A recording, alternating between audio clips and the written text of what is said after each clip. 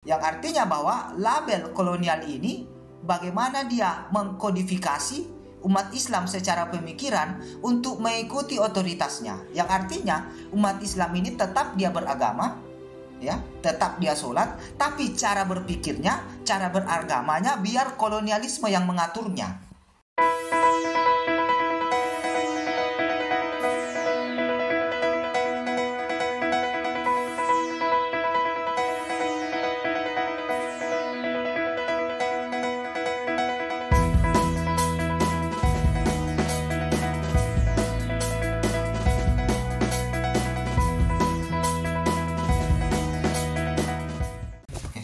Bismillahirrahmanirrahim. Assalamualaikum warahmatullahi wabarakatuh. Kita akan ngaji tentang bagian pertama, ya. Konsep yang pertama dalam pendekatan Risalatuna ini, ya, ada beberapa poin penting yang terkait tentang bagaimana syarat satu kebangkitan umat dalam bagian pertama dalam pendekatan Allama Bakir Sadar. Di sini dilihat bahwa ada syarat dan prasarana untuk bagaimana kebangkitan umat Islam itu dalam menyongsong kebudayaannya dan dalam menyongsong peradabannya. Nah, dalam pendekatan Bakir Sadar ada 3 syarat yang lebih pengokohan dalam kebangkitan umat Islam itu. Yang pertama, dalam fakta bahwa masyarakat Muslim memiliki ajaran-ajaran yang benar dalam risalah. Nah, di mana ajaran ini sebagai satu penopang umat Islam dalam membentuk identifikasi dirinya, dalam membentuk keimanannya juga, dalam membentuk perjalanan kehidupannya sebagai pedoman. Di sisi lain, dalam risalah itu juga terkait dengan syarat kedua, yaitu keimanan. Nah, keimanan ini sebagai satu pelita dalam menyongsong kehidupan yang berkaitan dengan risalah tadi.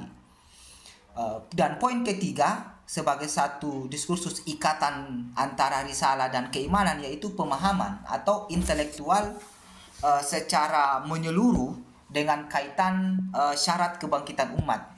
Jadi 3 poin antara ajaran yang sempurna, dan yang kedua adalah keimanan, dan yang ketiga adalah intelektual atau pemahaman terhadapnya. Nah, dalam analisis Bakir Sadar, kedua poin sebagai syarat yaitu risalah yang benar dan yang sempurna atau ajaran, dan yang kedua adalah keimanan, itu sudah memiliki syarat dalam umat Islam itu sendiri. Nah, namun persoalannya dalam analisis Bakir Sadar di sini adalah pemahaman atau intelektual terhadap identifikasi umat Islam ini yang kurang atau bahkan sama sekali mengalami kemunduran. Artinya syarat yang pertama yaitu ajaran itu sudah ada sebagai risalah, dan yang kedua adalah keimanan itu sudah ada, tapi yang ketiga ini yang tidak ada, yang bisa dikatakan kurang, yaitu adalah pemahaman. Nah, artinya tidak bisa umat Islam itu mengalami kebangkitan kalau syarat terakhir ini belum terpenuhi, yaitu pengetahuan. Nah, pengetahuan inilah yang kemudian yang mengikat kedua syarat ini sebagai penopang peradaban dan kebudayaan. Nah, di sisi lain, keimanan ini yang sangat kurang dalam identitas, kebudayaan, dan peradaban umat Islam dalam menyongsong untuk kebangkitan itu. Artinya pemikiran sebagai satu fundamen untuk syarat ketiga dalam kebangkitan umat Islam.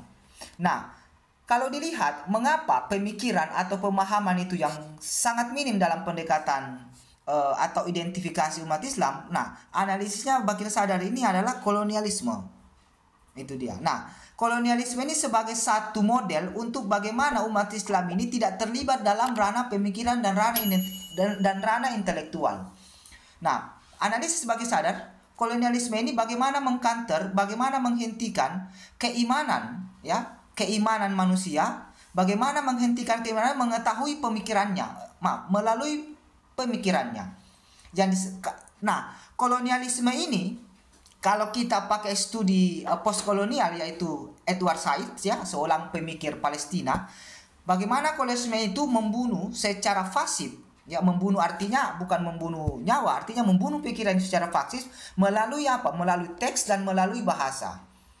Artinya kolonialisme ini berusaha untuk menawarkan standar hidup, berusaha untuk menawarkan standar kebudayaan untuk agar umat Islam keluar dari keimanannya. Nah, untuk apa itu? Nah, untuk bagaimana menguasai atau kata Bakir Sadar, mengambil jarak antara subjek yang beriman manusia dan keimanan manusia itu sendiri. Dan itu salah satu adalah membunuh pemikirannya. Atau lebih realnya adalah memisahkan antara tradisi intelektual dan keagamaan. Nah, sehingga konsekuensi inilah yang menjadi satu faktor syarat sehingga umat Islam itu, dalam arti ketiga syarat itu tadi tidak terpenuhi. Salah satunya memang yang paling fundamental itu adalah pemikiran. Nah, pemikiran ini atau intelektual ini sebagai satu desain kolonial dalam pendekatannya Bakir Sadar, ya, desain kolonialisme untuk memisahkan umat Islam itu sendiri dalam arti kebangkitan intelektual. Artinya genealogi kolonialisme itu begitu kuat dan begitu masif dalam mempresur bagaimana umat Islam itu tidak terlibat dalam dunia pemikiran. Yang artinya bahwa label kolonial ini bagaimana dia mengkodifikasi umat Islam secara pemikiran untuk mengikuti otoritasnya. Yang artinya umat Islam ini tetap dia beragama, ya, tetap dia sholat, tapi cara berpikirnya, cara beragamanya biar kolonialisme yang mengaturnya.